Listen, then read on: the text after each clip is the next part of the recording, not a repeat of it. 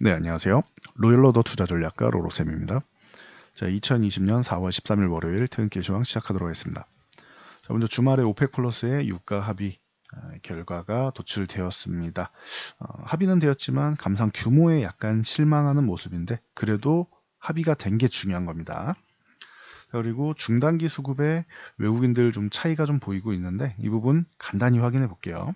또 인보사 그동안 굉장히 어려움을 겪었던 코오롱그룹이 미국에서 임상삼상 재개에 대한 공문을 받았다라고 합니다. 이 부분 간단히 짚어보도록 하겠습니다. 자, 본론으로 들어가기 전에 간단히 공지해 드릴게요. 여러분들 사칭범 조심하셔야 됩니다. 자, 저희는 투자 전략을 분석하는 투자 전략가라고 말씀드렸습니다. 어디선가 종목을 뭐 받아온다거나 이런 말도 안 되는 행위를 하지 않고요. 시세 차익을 노리는 주가 조작 행위, 이런 불법 행위 하지 않습니다. 저희는 합법적으로 이 투자 자문업 쪽으로 금감원에 신고를 한 다음 리딩하는 합법적인 업체입니다. 그러니 이 부분 불법적인 행위를 하지 않는다라는 거 알고 계시고요. 그리고 해외 사이트 쪽으로 가입 유도를 하는 곳은 최근에 뭐 뉴스에도 많이 나오죠. 사행성 도박 사이트입니다. 이 부분 저희랑 전혀 상관이 없어요. 그러니까 해외에서 전화가 오고 확인 전화가 오고 하면 이 부분은 도용이구나 라고 생각하고 신고하시면 됩니다. 그래서 뭐 이 주의하실 점이 개설자는 당연히 처벌되는 것이고 참여하신 참여 대상자도 처벌 대상이니 여러분들이 이 부분을 절대 돈을 입금한다거나 하시면 안 됩니다. 해외 쪽은 절대 하면 안 된다. 라고 보시면 되고요. 저희는 이렇게 카카오톡 채널을 이용하지 않습니다. 네, 보시면은 저희는 루트를 단일화하기 위해서 채널 이용 안 하고 여기 올려져 있는 이 상담 폼으로 문의를 주시면은 저희가 연락을 드립니다. 자, 그리고 빠른 상담을 원하신다. 요 접수하시고 카카오톡 MMDST로 여러분들이 빠른 상담 원합니다 라고 말씀해 주시면 저희가 최대한 빠르게 조치를 해드리겠습니다. 그리고 친구 추가하실 때 주의하실 점이 이 돋보기 부분이 있는데 이 돋보기가 아니에요. 이거는 이렇게 아래 있는 이 채널 쪽으로 개설이 되는데 이 채널은 저희가 운영하지 않습니다. 요거는 유료회원분들께만 따로 제공되고 있으니 상담 채널이 아니다. 요 사람 모양의 플러스 되어 있는 거 있죠? 이게 친구 추가입니다. 이곳에다가 MMDST를 적으셔야 돼요. 그래야 저희가 추가됩니다. 아니면 가입 폼을 작성해 주시면 됩니다. 여기까지 말씀드리고 본론으로 넘어가도록 하겠습니다. 자, 다우지수 금요일 날 휴장이었죠. 그러다 보니 앞으로 어떻게 될 것이냐 이게 중요한데 기존의 24,000포인트 부분까지 건드려준 거 아주 좋다라고 말씀드렸죠. 미증시도 그러면은 반등 목표치 1차적으로는 왔다. 만약에 조금 높게 잡으면 25,500이고 뭐 기본적으로 24,000만 가도 만족스러운데 최소한의 반등 목표치는 나왔다. 미국은 아직도 코로나에서 벗어나지 못했죠. 그래서 거의 뭐 절정에 다다르고 있다라고 얘기를 하는데 이제 앞으로는 이제 좀 꺾이지 않겠느냐. 이런 희망적인 목소리를 트럼프 대통령이 내고 있지요. 그러니 이 부분에서 뭐 바로 치고 달리면 굉장히 좋습니다. 여기까지 갔다 가시면은 그것도 뭐 좋은 것인데 아직 뭐 완벽하게 해결된 것은 없으니 유가 부분이 오펙 플러스에서 1000만 배럴 정도, 정확하게 970만 배럴이죠. 이 부분에 대해서 한 1500만까지 사우디는 준비를 했었어요. 사우디가 자체적으로 우리는 400만 배럴 이상 감산할 준비가 되어 있다라고 했는데 이 부분 이걸 뜻하는 것은 1,500만 원 배럴 이상의 이제 감산 합의에 대해서 미리 준비를 하고 간 거예요, 사우디는. 그러면은 이 감산 합의가 여기서 마무리되었다라고 하기에는 참 애매하죠. 사우디는 이번 오일 전쟁 나오기 전에 이미 감산을 진행 중이었고 970만 배럴까지 축소한 상황이었단 말이에요. 1200만에서 이런 상황에서 1230만 배럴로 증산을 했어요. 260만 배럴이죠. 근데 감산 규모가 사우디는 250만 배럴? 이러면은 사우디는 증산하기 전이랑 별 차이가 없는 것이죠. 그러니 자기 본인들은 추가 감산까지 해서 400만 배럴까지 감산할 여력이 된다라고 얘기를 한 겁니다. 사우디는 준비를 이렇게 한 거예요. 사우디에서는. 그러면은 여러분들이 생각하셔야 되는 게 여기서 끝이 아니다라고 생각하시면 돼요. 이 협상은 1차적으로 합의가 된 것이고 추후에 다시 한번 뭐 논의가 될 수 있다라는 부분 알고 계시면 되고, 논의가 되지 않더라도 중요한 것은 러시아가 이제 미국에 대해서 굉장히 신뢰감이 없죠. 그런 상황에서 이제 비산유국 쪽에서도 미국, 브라질, 캐나다, 인도네시아, 노르웨이 같은 비산유국에서도 400에서 500만 배럴 정도 감산을 하겠다라고 했습니다. 그러니 어느 정도는 이제 소기의 성과는 달성을 한 것이죠. 오펙 플러스에서 1,500만 배럴하고 비산유국에서 한 500만 배럴 정도 했으면 2천만 배럴 정도가 되는데, 이 정도가 나왔으면은 뭐 다들 원하는 정도의, 뭐 골드만삭스에서도 뭐 얘기하고 하는 최적의 시나리오인데, 이 정도까지는 나오지 않았다. 하지만 충분히 기본적인 성과는 있었다. 추가적인 유가 하락 그리고 공포, 오일 전쟁에 대한 공포는 해결이 됐다라고 보시면 됩니다. 이제 코로나로 인해서, 경기 침체와 코로나로 인해서 이제 올해 상반기에 수요 감소에 대한 부분을 어떻게 해결할 것인가, 이 부분만 추후에 계속 꾸준히 이제 대화를 하면서 해결을 하면 되겠죠. 국제에너지기구인 IEA에서도 수개월 내 석유 비축량을 300만 배럴 매입한다라고 하는데, 이거는 뭐 좀 적습니다. 물론 좋은 건 맞는데 좀 적습니다. 그러니 뭐 참고하시고, 러시아는 여전히 미국을 못 믿겠다 해서 문서화를 원한다라고 얘기하고 있습니다. 그래서 이 정도까지만 여러분들이 알고 가시면 될 것 같아요. 그래서 이게 결과가 어떻게 되느냐. 트럼프 같은 경우는 지금 미국 우선주의 쪽으로 해서 문제를 만들었다라고 말씀드렸죠. 보호무역주의 자체가 문제가 계속 발생하는 것이죠. 미국만 잘 살겠다라고 하는 것이니 미국이 기축통화를 가지고 있고 세계의 중심이 되고 있는데 문제를 계속 만들고 있어요. 근데 유가 부분 같은 경우 문제를 만들고 어떻게 됐어요? 해결이 됐죠. 이번에 그동안 이제 트럼프 같은 경우 이제 문제를 만들고 해결하는 방식 쪽으로 계속 뭐 기자회견으로 문제를 만들고 그 다음에 정책적으로 해결하는 모습을 보였다라고 말씀드렸는데, 이번 유가도 마찬가지라고 했죠. 문제가 됐고 트럼프 같은 경우 이 문제가 발생해서 사우디가 증산할 때까지, 그러니까 4월 초까지는 놔둘 것이다라고 했죠. 물밑 작업은 하겠지만 그 안에 해결하지는 않을 것이다.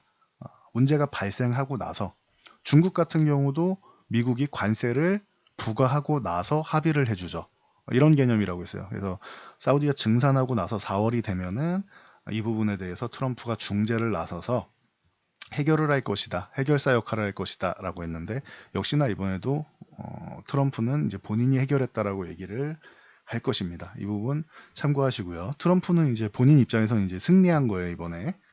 그리고 이제 사우디 같은 경우는 빈살만이 이제 왕위 계승권을 놔두고 있는데, 국제사회에서는 좀 비타협적이지 않느냐.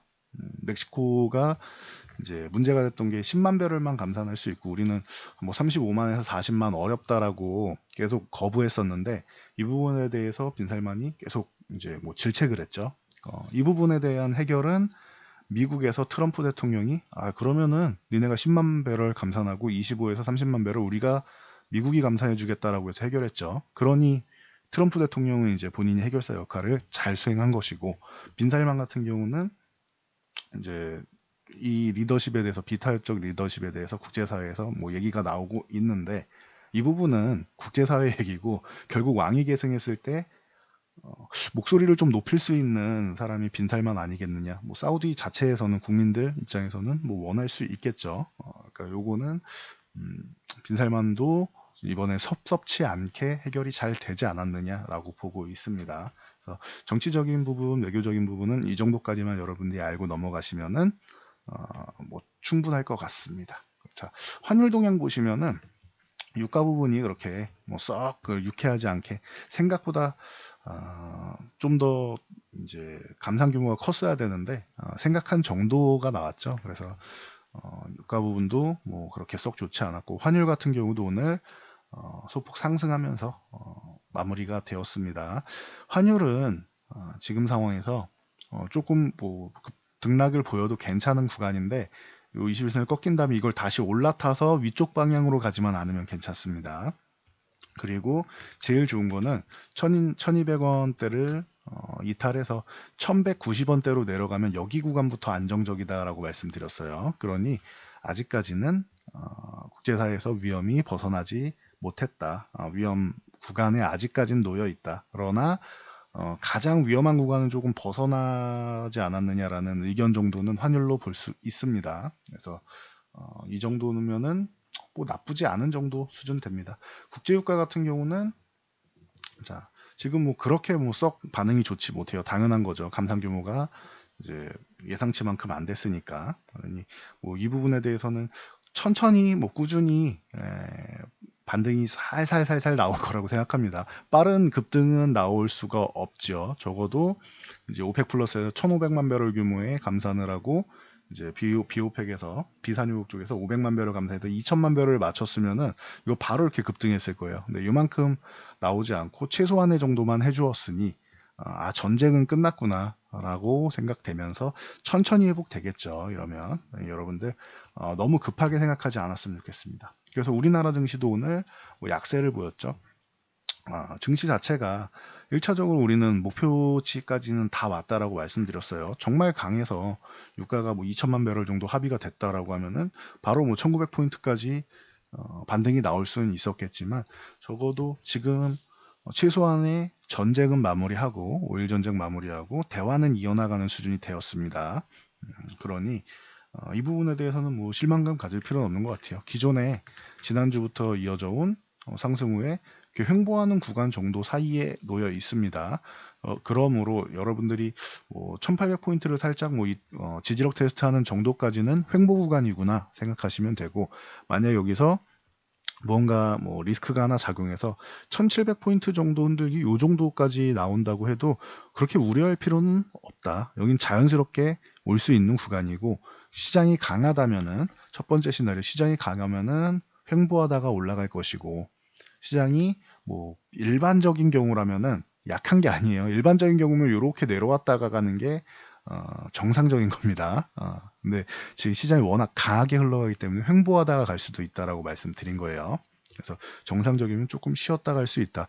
그렇다고 이 구간에서 횡보하다가 그냥 위로 가게 되면 인버스 들고 계시는 분들은 그렇게 썩 뭐 상쾌하지 못하겠죠. 그래서 제가 인버스보다는 차라리 위험하다 생각되시면은 현금을 좀 들고 계시면 됩니다라고 전략을 정확하게 드렸죠. 그래서 이 부분 참고하세요. 제가 예상하지 못한 돌발 이슈가 나와서 1700을 이탈해서 1600까지 간다라고 하면은 인버스가 뭐 나쁘지 않겠죠. 근데 그럴 돌발 이슈까지 여러분들이 뭐 예언자도 아니고 예측할 수는 없겠죠. 그러면은 정상적인 부분에서 상식적인 수준에서 생각하는 겁니다. 그럼 인버스보다는 현금화가 조금 더 유리한 거예요. 밀렸을 때, 하락이 나왔을 때 기다렸다가 저쪽을 확인하고 매수를 하면 되겠죠.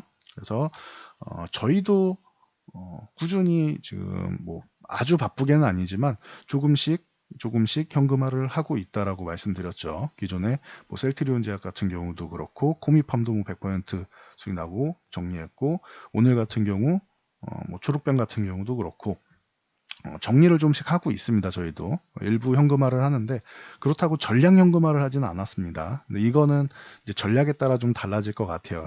시장 상황에 따라서. 그래서 여러분들도 인버스보다는 현금화를 조금 하면서 현금을 조금 들고 있으면서 대응하면은 아주 편안하지 않을까 싶습니다.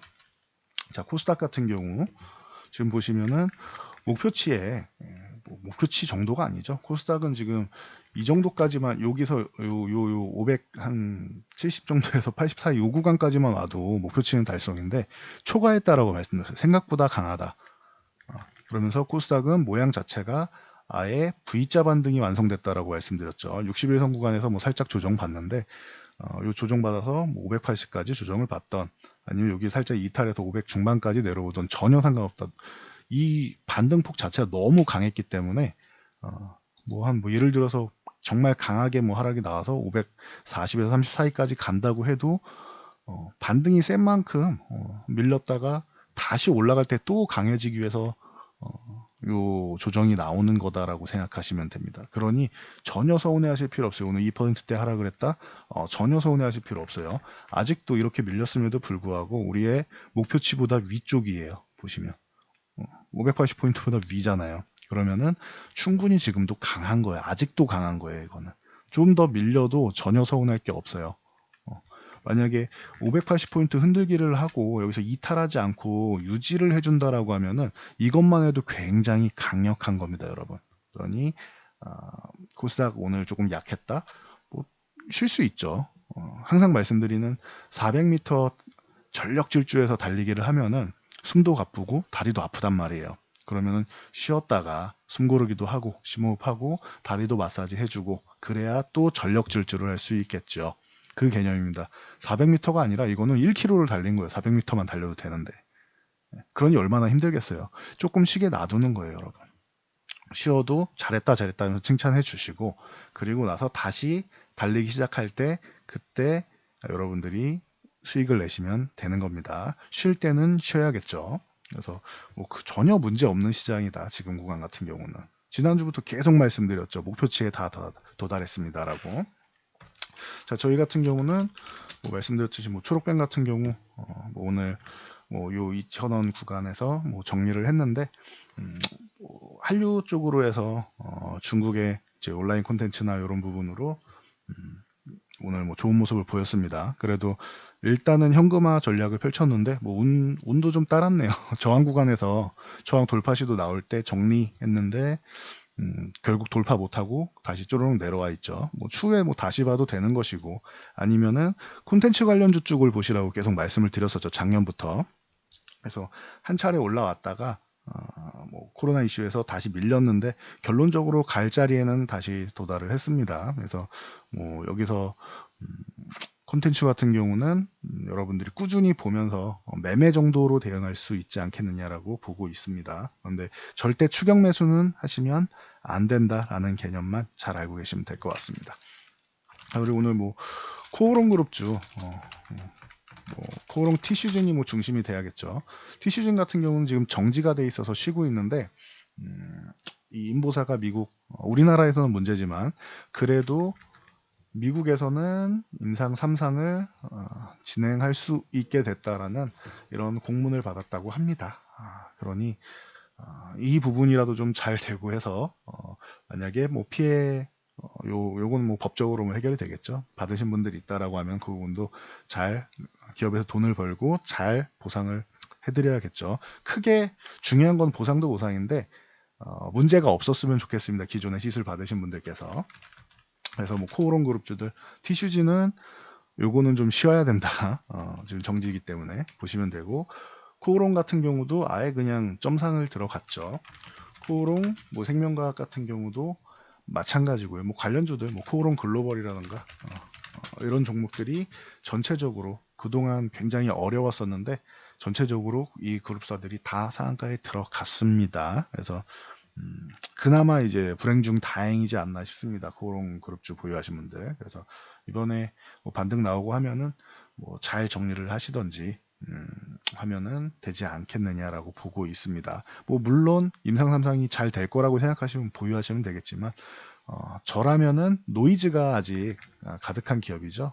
그렇기 때문에 노이즈 있는 기업이고 결과 나올 때까지는 또 아주 오랜 세월 기다려야 되기 때문에 이 종목을 뭐 계속 들고 가기보다는 이번 반등 구간을 이용해서 정리하고 주도주 성장주로 교체하는 게 유리하다라고 보고 있습니다. 그러니 여러분들이 잘 생각해서 이번에 다행이다 생각하고 좀 잘 정리하시면 좋을 것 같습니다. 자, 오늘 시황은 여기까지 말씀드리고 물러가도록 하겠습니다. 지난 현금화 전략이랑 다 좋았는데 수급 하나 읽어드리고 가야죠.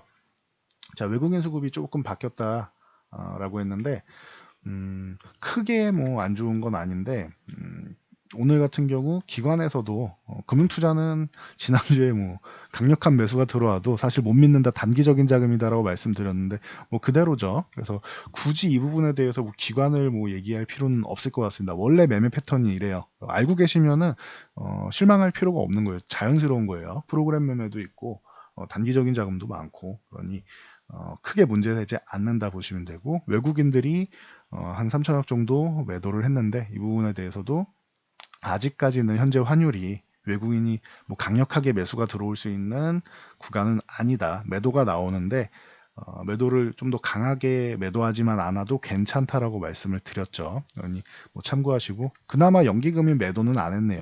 여기 매수까지는 아니어도 매도는 안 했네요. 소폭 매수는 들어왔는데 참고하시고요. 자, 코스닥 같은 경우는 뭐 수급 뭐 아주 크게 뭐 신경 안 써도 된다라고 했고, 중요한 거는 옵션 동향인데, 이 옵션 동향과 이 선물 동향을 살펴보면 콜옵션 매도 같은 경우는 상승하지 않아야 되는 거예요. 여기를 막아놓고 넘어가면 다시 밀어내리는 게 콜옵션 매도입니다. 그러면은 지수에 뭐 긍정적일 수는 없겠죠, 코스피 지수에. 그래서 하지만 금액이 뭐 한 20억 정도 조금 안 되는데, 이 정도면은 금액이 크진 않다. 그리고 풋옵션 매수 같은 경우는 하락하면 수익을 보는 상품이죠. 빠르게 하락해야지 수익을 본다. 33억 정도. 이 부분에 대해서는 편하게 생각하시면 돼요. 유가 부분이 합의는 됐지만 그 규모가 우리가 원하는 만큼이 아니다라고 말씀드렸어요. 그러니 그 부분에 대해서 단기적인 리스크 관리 정도로 생각하시면 돼요. 왜? 중기적으로는 외국인들이 선물을 꾸준히 강력하게 그것도 매수를 하고 있다라고 기존부터 말씀을 드렸죠. 그래서 이 부분을 기간별로 살펴보면은 외국인들 선물 옵션 만기일 이후로 해서 주요일은 벌써 7만 계약이 넘는 매수가 들어왔습니다. 이 정도면은 절반을 청산해도 강세장수급이에요.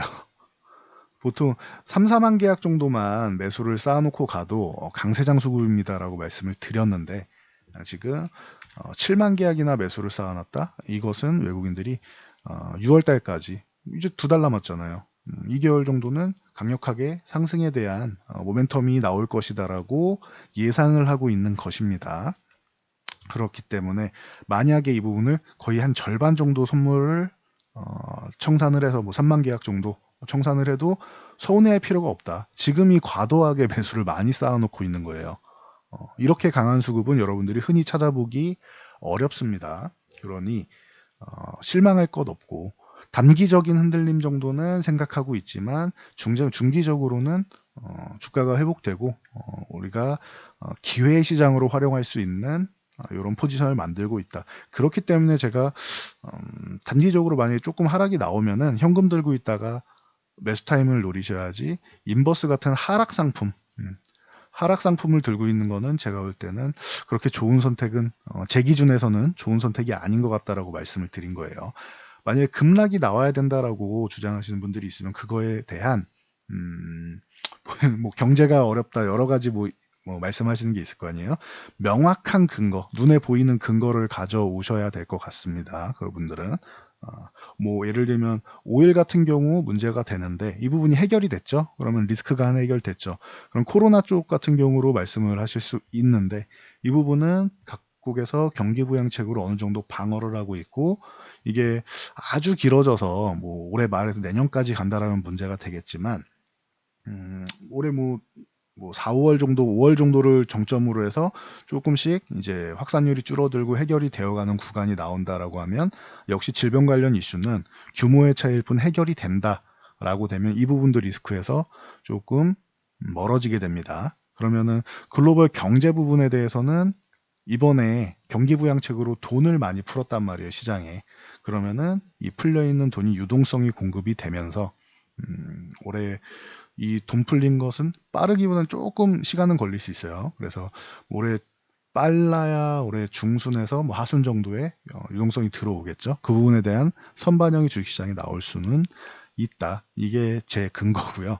이 부분보다 조금 더 확실한 하락에 대한 근거가 있다라고 하면은 그 부분에 대해서 정확하게 여러분들이 제시를 하고 생각을 하고 인버스를 사셔야 될 것 같아요. 그래서 저는 리스크가 해소되어가는 구간에서 하락 상품은 좋지 않은 것 같습니다. 제 기준에서는. 그래서 리스크가 있을 때는 현금화를 조금 하고 조정받을 때 매수해서 이 기회를 잡는 것이 좋다라고 보고 있으니, 여러분들도 각자의 분석에 따라서 잘 현명하게 판단해서 대응하시기 바랍니다. 저는 여기까지 말씀드리고 물러가도록 하겠습니다. 여러분들의 좋아요와 댓글은 제 영상 제작에 큰 힘이 되고요.